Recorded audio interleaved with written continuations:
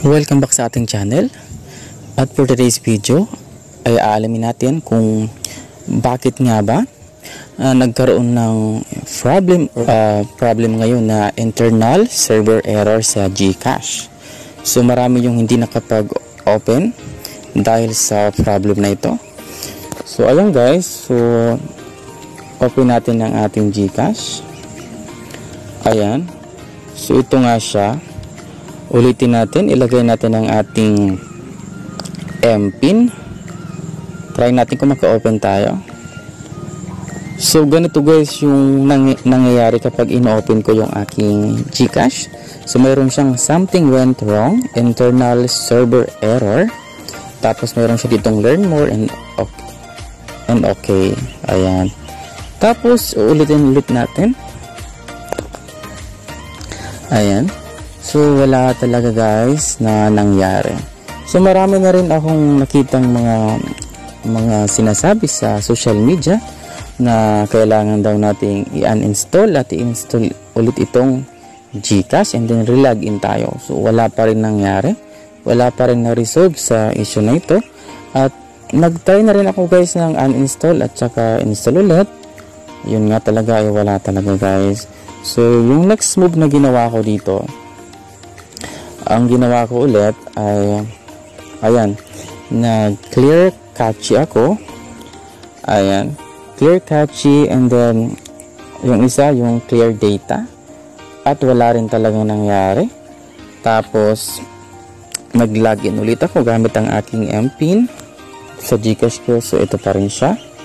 Tapos nag-try na rin ako guys sa itong learn more para i-chat si help center ni GCash. Ayan.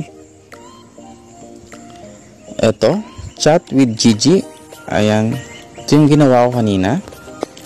Tapos sabi dito, wait lang natin siya. So may papakita siya na dapat nating sundin yung procedure. So ayan. So nag-chat ako dito sa help center ni GCash, itong Gigi na to. Ayan.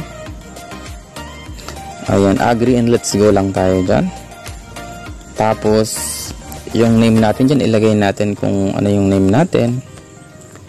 Ayan, halimbawa, ayan.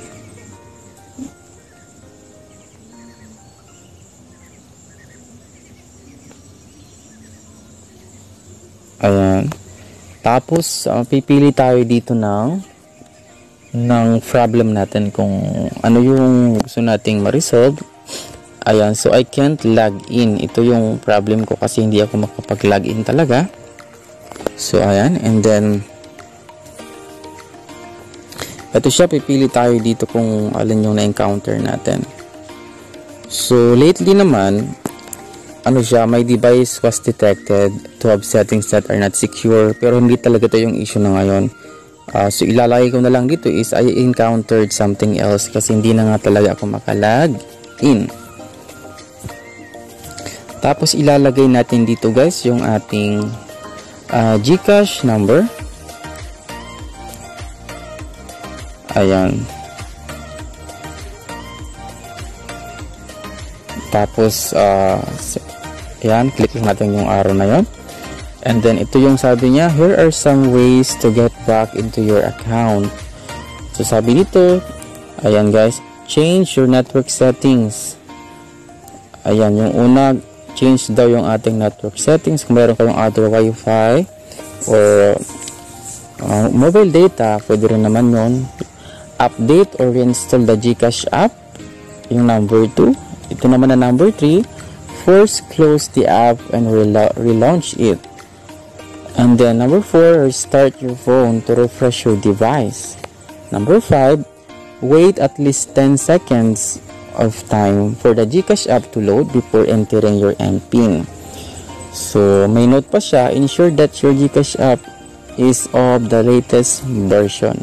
So yun na nga guys, yan, nag-download na tayo ng latest version. Tapos sinunod ko na itong sinabi niya dito na change your network settings. Ayan, at gumamit tayo ng ibang mga wifi connections, mobile data. Tapos nag-update na tayo or reinstall the GCash app, nag-force close the app and relaunch it na rin tayo. restart your phone and refresh your device. Ganoon na din. Tapos, ayun, nag-wait na nga ako at least 10 seconds para malagay yung MPIN, and then wala pa rin talagang nangyari. So, ang masasabi ko lang dito guys, kung wala na talaga siyang paraan, wait na lang natin sa other day. Baka talaga baka talaga yung system nila ang may problem, at yung mga nadaanan lang ng update nila ay nagkaroon ng internal server error, kaya hindi talaga siya ma-open. So ang maaari lang natin gawin dito guys, wait natin bukas, baka maging okay na siya, kasi hindi lang naman ako, kayo yung nadaanan ng ganitong problem sa GCash. So wait ko na lang bukas at mag-reopen ako nito, baka okay na rin naman siya. So kasi kung kukulikutin pa natin to, baka ano na mangyari, no? At least, ayan guys, kung mayroon naman kayong mga pera doon, ang gagawin nyo na lang, open nyo yung Shopee Pay, tapos i-cash in nyo siya gamit yung Shopee Pay nyo. Tapos ayan, basta alam nyo naman yung GCash number nyo, ilagay nyo doon. Tapos merong na-receive ko yung OTP galing dun sa GCash number nyo na hindi na open na GCash account. Tapos ayan guys, may amount naman doon po ilan yung gusto nyo ipasok dun sa Shopee Pay nyo. Tapos ayan, kunin nyo lang yung OTP, tapos okay na siya. Matatransfer na yun dun sa Shopee Pay nyo. Tapos naman, kung nasa Shopee Pay na yung pera nyo, try nyo na lang ipasa or isend sa Paymaya nyo or Maya account or other e-wallet na walang problema yung system. So yun yung ginawa ko guys para ma-secure ko yung pera ko dito, ay nag-cash in ako gamit yung Shopee Pay. Ayan, okay naman siya, hindi naman siya nagka-problem. So nakuha ko yung amount ko sa GCash and then nasa Shopee Pay na siya. So pwede rin naman tayong gumamit ng ibang mga e-wallet na pwede rin. Ayan, yung Paymaya at yung iba pang mga pwede. So try lang tayo, pero yung Shopee Pay guys, okay yan. At kung nag-load naman kayo sa Smart Sawi, pwede rin naman yun.